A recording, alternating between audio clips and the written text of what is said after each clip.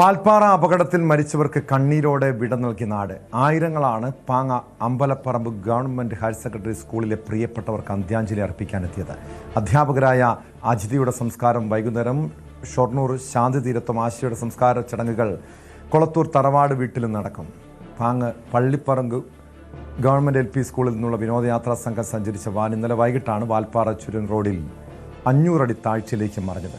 പരിക്കേറ്റ 4 പേരിൽ 3 പേരുടെ നില ഗുരുതരമായി തുടരുകയാണ്. 3 പേർക്കും 48 മണിക്കൂർ നിരീക്ഷണം ആവശ്യമാണെന്ന് മെഡിക്കൽ ബോർഡ് അറിയിച്ചു. അപകടത്തിൽ പരിക്കേറ്റ 11 വയസ്സുകാരിയെ കോട്ടക്കലിലെ ആശുപത്രിയിലേക്ക് മാറ്റി.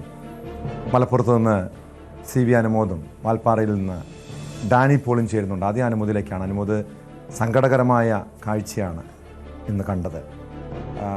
തങ്ങളുടെ പ്രിയപ്പെട്ട അധ്യാപകർക്ക് അന്ത്യാഞ്ജലി അർപ്പിക്കാൻ ആയിരങ്ങൾ എത്തുന്നു.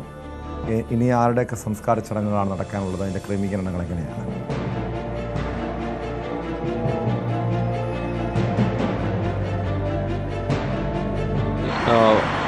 പാങ്ങിലേക്ക് നാട് മുഴുവൻ ഒഴുകിയെത്തുമായിരുന്നു. പാങ് അമ്പലപ്പറമ്പ് ഗവൺമെൻറ് ഹയർ സെക്കൻഡറി സ്കൂളിലേക്ക് നാടൊട്ടുക്കെ എന്ന് തന്നെ പറയാം.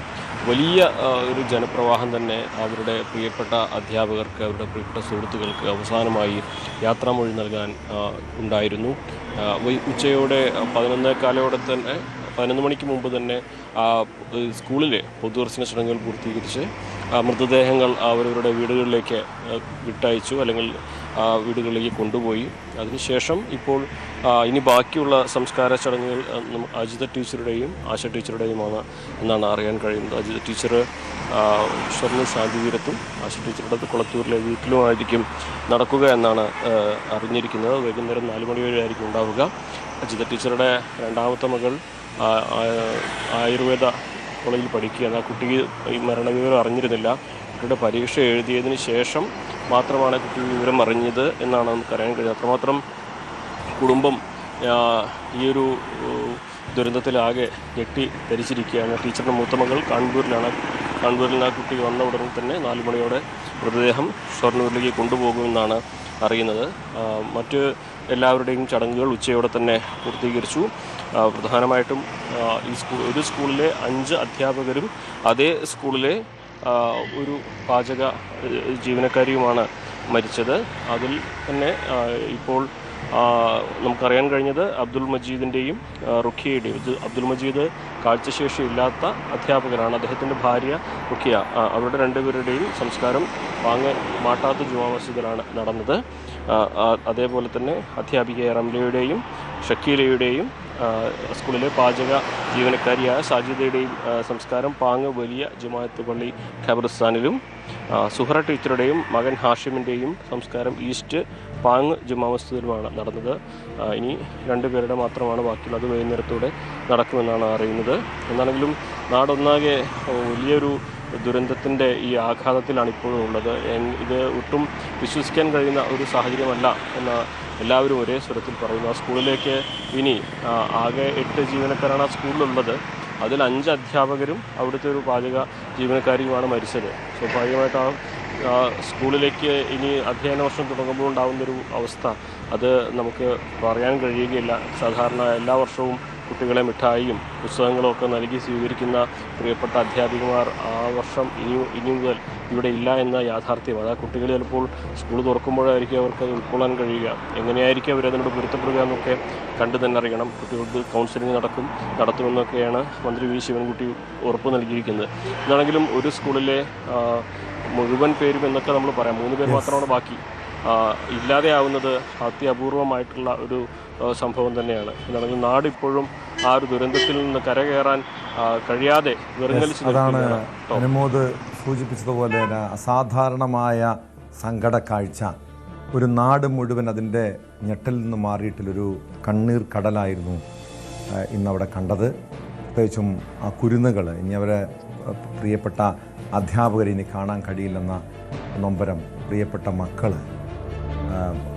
അമ്മമാരെ നഷ്ടപ്പെട്ട കുഞ്ഞുങ്ങളുടെ വേദനയൊക്കെ എത്രത്തോളം ഉണ്ട് എന്ന് നമുക്ക് ചിന്തിക്കാവുന്ന കാര്യമാണ്.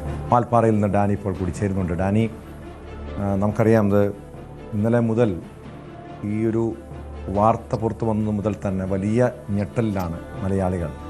ഇതെങ്ങനെയാണ് ഈ അപകടം സംഭവിച്ചത് എന്ന കാര്യം അറിയണം. അതോടൊപ്പം അതേക്കുറിച്ചൊക്കെ നമ്മൾ വിശദമായി ചർച്ച ചെയ്തതാണ്.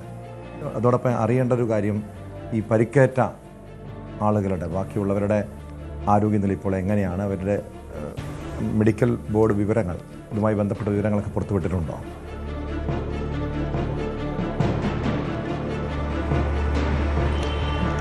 ടോം, ഇതിൽ 13 അംഗങ്ങളാണ് വാഹനത്തിലുണ്ടായിരുന്നത്. 9 പേരെ മരണപ്പെട്ടു. മറ്റുള്ളവർക്ക് അപ്പോൾ ഗുരുതരമായ പരിക്കുകൾ ഉടെ ചികിത്സയിലേക്ക് വിവിധ ആശുപത്രികളിലേക്ക് പ്രവേശിപ്പിച്ചിരുന്നു എന്നതാണ് ആദ്യം വന്നിരുന്നത്. ഇതിൽ 4 പേരാണ് ആശുപത്രിയിലേക്ക് മാറ്റിയിരുന്നത്. ഇത് ഇന്നിപ്പോൾ സംഭവിച്ചിരിക്കുന്നത്, അതിൽ ഒരു കുട്ടിയുടെ 11കാരിയായ പെൺകുട്ടിയുടെ പരിക്കുകൾ അത്ര കണ്ട് ഗൗരവമുള്ളതല്ല എന്നത് കണ്ട് അതിന് നാട്ടിലേക്ക് കോട്ടക്കിലുള്ള മറ്റൊരു ആശുപത്രിയിലേക്ക് മാറ്റിയിട്ടുണ്ട്. അത് ഇന്ന് പുലർച്ചയോടുകൂടി തന്നെ അത് ഉണ്ടായിരിക്കുന്നു. മറ്റ് 3 പേര് അത് കോയമ്പത്തൂർ മെഡിക്കൽ കോളേജിൽ ചികിത്സയിലുള്ളതാണ്. മുഹമ്മദ് ഫായിസ് ആണ് ഈ വാൻ ഡ്രൈവർ, വാഹനം ഓടിച്ചിരുന്ന ടെമ്പോ ട്രാവലർ ഓടിച്ചിരുന്ന ഫായിസാണ്. അതോടൊപ്പം തന്നെ നൗഷാദ് അലി എന്ന് പറയുന്നത് സ്കൂളിന് ഒരു സ്കൂൾ ബസ് ഉണ്ടായിരുന്നു, അതിൻ്റെ ഒരു ഡ്രൈവറാണ് നൗഷാദ് അലി. ഒപ്പം തന്നെയും ഷഹദുദ്ദീൻ മുഹമ്മദ് എന്ന് പറയുന്ന 12 വയസ്സുകാരൻ. ഷഹദുദ്ദീൻ മുഹമ്മദ് ഈ അപകടത്തിൽ മരണപ്പെട്ട പാചക തൊഴിലാളിയായ, സ്കൂളിലെ പാചക തൊഴിലാളിയായ സജിതയുടെ മകനാണ്. സജിതയുടെ ഏക മകനാണ് ഷഹിദ്. അതിൽ വാപ്പ നേരത്തെ തന്നെ മരണപ്പെട്ടിരുന്നു. ഇപ്പോൾ അമ്മയുടെ ഒരു തണലിൽ വളർന്നു വരികയായിരുന്നു. ഇവരുടെ പരിക്കുകളുടെ ഒരു സ്വഭാവം എന്ന് പറയുന്നത്, ആദ്യം ഈ കുട്ടിയിലേക്ക് വരികയാണെങ്കിൽ ഈ കുട്ടിയുടെ അരയ്ക്ക് താഴേക്ക് ഒരു ചലനശേഷി സംബന്ധമായ കാര്യങ്ങളിൽ വലിയ സംശയങ്ങൾ നിലനിൽക്കുന്നു എന്നതാണ് ഡോക്ടർമാർ പറയുന്നത്. കൂടുതൽ പരിശോധനകൾ ഇവർക്ക് വേണ്ടിവരും, ഈ കുട്ടിക്ക് വേണ്ടിവരും. കാരണം അതിൻ്റെ ചലനശേഷിയുടെ കാര്യത്തിൽ വലിയ സംശയം നിലനിൽക്കുന്നു എന്നതാണ്. ഇടുപ്പിന് താഴേക്ക് കാലുകൾ ചലിപ്പിക്കാൻ കഴിയാത്ത ഒരു അവസ്ഥ ഇപ്പോഴുണ്ട്. അതിൽ കൂടുതൽ പരിശോധനകൾ വേണം. അത് ഏത് രീതിയിൽ അത് സംഭവിച്ചു എന്നതും അത് എങ്ങനെയാണ് അതിൽ നിന്ന് പുറത്തു കിടക്കുന്നത് അടക്കമുള്ള കാര്യങ്ങൾ കൂടുതൽ പരിശോധന വേണം. ഈ 3 പേരുടെയും കാര്യത്തിൽ 48 മണിക്കൂറാണ് പറഞ്ഞിരിക്കുന്നത്. അതിനുശേഷമേ അത് ഒരു ഔദ്യോഗികമായി ഇവർക്ക് എന്ത് സംഭവിച്ചു, ഇനി എന്താണ് റിക്കവറി എന്നത് സംബന്ധിയായ കാര്യങ്ങളിൽ ഒരു മെഡിക്കൽ ബുള്ളറ്റിൻ്റെ സ്വഭാവമുള്ള ഒരു അറിയിപ്പ് വരാനുള്ളൊരു സാധ്യതയുള്ളൂ എന്നാണ് പറയുന്നത്. മറ്റൊന്ന്, ഈ വാഹനം ഓടിച്ചിരുന്ന വ്യക്തമാണ്. ഡാനി പോളും CV അനുമോദുമാണ് വിവരങ്ങൾ നൽകിയത്. എന്തായാലും ഈ അപകടത്തിൽ ചികിത്സയിൽ കഴിയുന്നവർ ജീവിതത്തിലേക്ക് തിരികെ വരട്ടെ എന്ന് പ്രാർത്ഥിക്കാം, പ്രതീക്ഷിക്കാം. കൂടുതൽ വാർത്തകൾക്ക് News 18 Keralam YouTube channel subscribe ചെയ്യുക.